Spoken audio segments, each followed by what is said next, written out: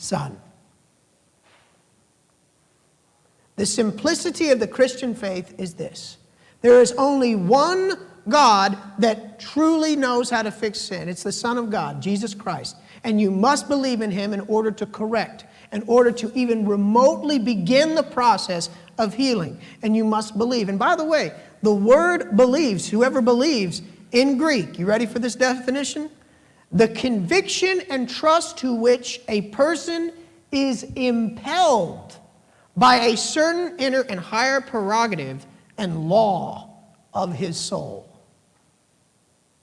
Meaning binding, law. This is what I must do. This is not what I can do. This is not what I'd like to do. This is what I must do. If I am a sinner, in order to be saved from my sin, I must believe in Jesus. Reverend Dwight L. Moody, with a great, I know I'm quoting a Baptist here, but, God forgive me. Reverend Dwight L. Moody once said, believing and confessing go together. And you cannot be saved without you taking them both. Without the mouth, with the mouth of confession is made into salvation. If you ever see the kingdom of heaven, you have to take this way. What Reverend Moody is saying is you must first confess your sin and then confess your belief in Jesus.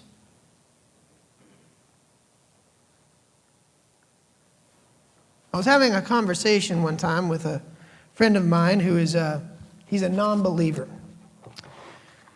I would say he's agnostic, so there's a little wiggle room there.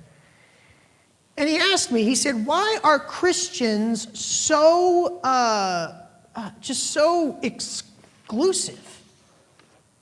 And I said, exclusive? What do you mean? He goes, well, you say that you're the only way to salvation is through your God. That's what you Christians say. That salvation, the only way to salvation is through your God. And I said, whoa, wait a minute, whoa. I didn't say that. Did anybody here say that? I didn't say it. You know who did say it? Jesus. He said it. And so I asked him, and I've seen this question, and if you ever encounter this, if anybody ever asks you this question,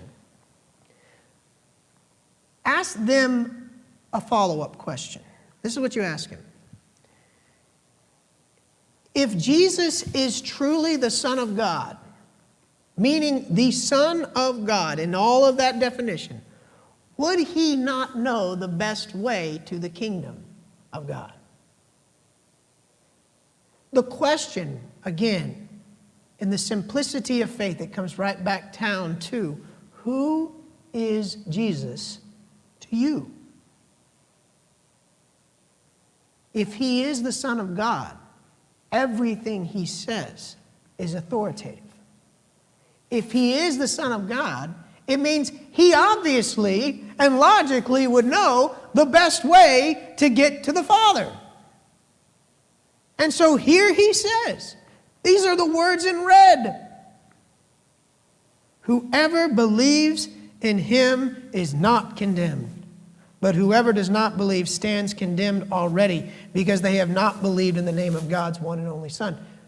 And notice, it doesn't say that they're condemned because God despises them or because God doesn't want them to believe or doesn't like them to believe. They stand condemned because they refuse to acknowledge the truth.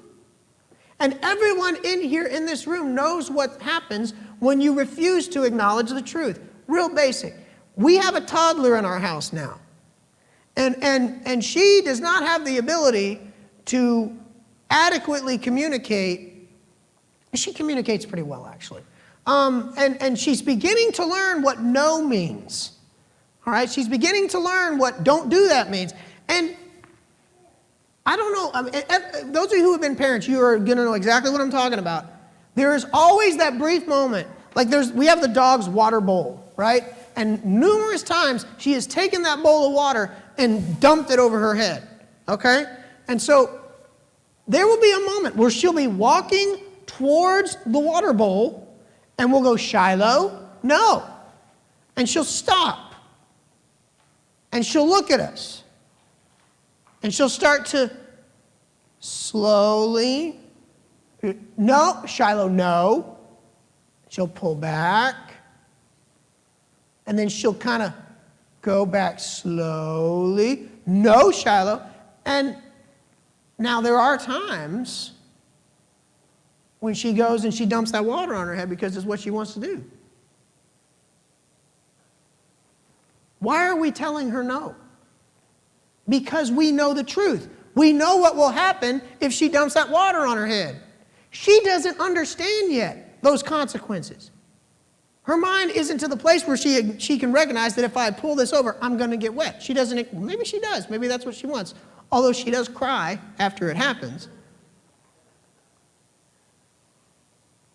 She doesn't understand the truth yet. She has an excuse.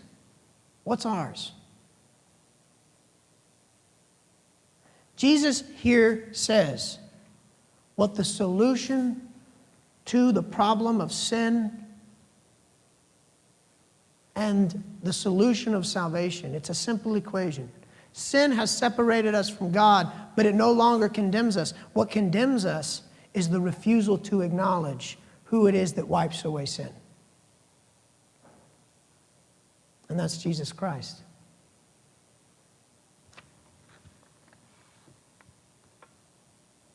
It's a simple story of a simple grace.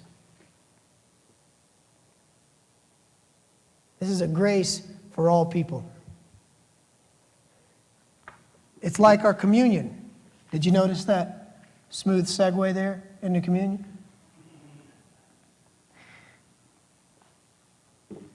The way we do communion here is simple as well. It is a reflection of the simple grace of God. You see,